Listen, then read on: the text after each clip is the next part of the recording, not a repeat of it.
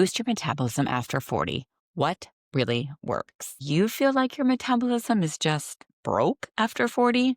You're eating the same, moving the same, but the scale keeps creeping up. Here's the truth. Your metabolism does slow with age, but there are ways to fire it back up. Today, I'll share the science behind midlife metabolism and the strategies that actually work. I'm Dr. Rebecca Hertel, menopause specialist and osteopathic family medicine physician. I hear this all the time. My metabolism tanked after 40 and nothing I do works. The good news, you're not stuck. In this video, I'll cover what's happening in your body, the mistakes most women make, and the practical steps to get your metabolism working for you again. So let's talk about why metabolism slows after 40.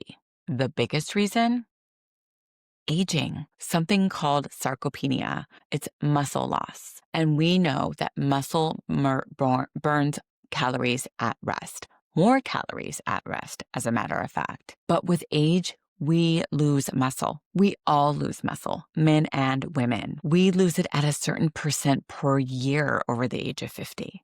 So if we don't actively maintain it, we can lose it even quicker. Over time, we will still continue to lose percentages, but there are ways that we can help slow that down as we age. Hormonal changes, estrogen, progesterone, testosterone, thyroid shifts, all of these can affect your energy use and fat storage. Hormonal fluctuations can cause that cortisol to go up as well, which can affect that. Lifestyle factors, stress, poor sleep, and you got it, crash dieting can further slow that system. So when you're not sleeping, then that increases your stress, increases your cortisol, and those all help with insulin resistance and fat deposition in places that you don't want. It makes it a lot harder to also burn those calories, to redistribute, and to have the energy to even work out. When your hormones are fluctuating, that estrogen declines, that increases inflammation,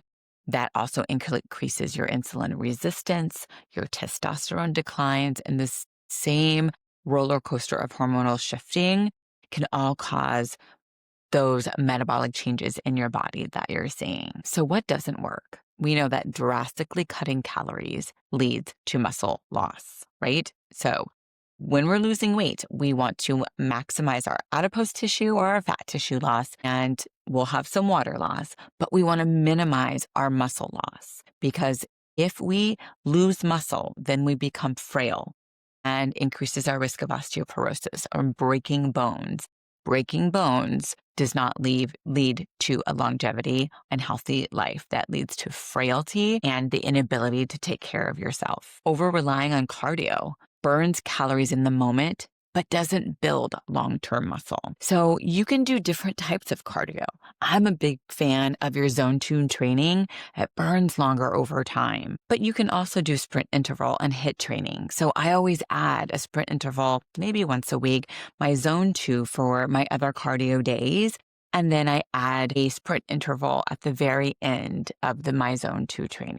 Detox teas or quick fixes, they're not going to reset anything. They may feel good in the moment, but it's not going to give you a long-term effect either. What actually works? Strength training. Build and protect that muscle. You are not going to get bulky, my women. You are going to get lean. You are going to get tone. You are going to get strong. So you can pick up your kids, pick up your grandkids, pick up your groceries, pick up yourself if you were to fall. It also increases your mobility, your flexibility, all of those. So strength training, flexibility, mobility. Make sure that you're eating protein with every meal. Women far undereat their protein.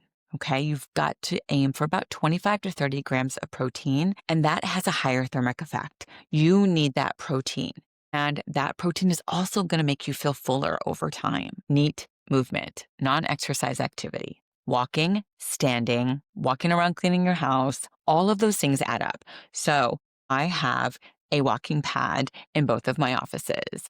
That allows me, as I'm doing notes, as I'm reading something, maybe I'm listening to a lecture, I can just walk on my walking pad so that I'm aiming for about 7,000 steps a day, in addition to whatever workout I do on the side or that morning. So it's really important that you're not doing like what I'm doing right here, sitting around. You need to be up, you need to be moving. You can do jumps throughout your day as well. 20 jumps a day. Doesn't have to be all at once. It can be all at once. All of that can also help build your muscle, build your bone because it's impact.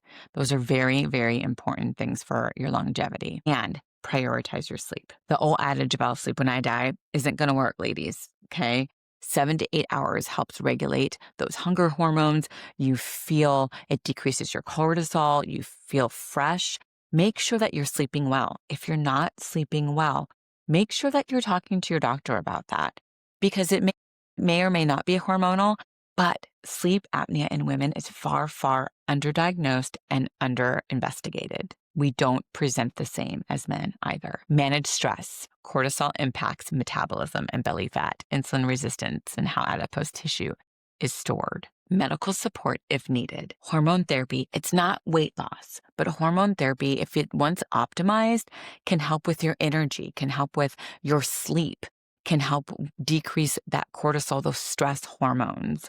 Having that optimized helps give you the biggest bang for your buck as far as going on than your weight loss journey. For some, GLP-1 medications work really well for women. In addition to that, make sure that you are eating really healthy foods. So make sure that you're protein first, fruits and fibers around that. Make sure that plate is anti-inflammatory and is clean. So let's talk about someone. Patient in her 40s came to see me, frustrated, eating less, running daily, gaining weight still. Once she added protein, strength training, worked on sleep, her energy came back and her body composition shifted. So your metabolism isn't broken. It just needs the right inputs. By focusing on strength, protein, sleep, and stress, you can absolutely boost your metabolism in midlife. So if this was helpful, hit subscribe for weekly midlife health tips and check out my other videos, top 5 supplements every midlife woman should have. Because nutrition and strength go hand in hand with smart supplementation, smart diet, smart hydration.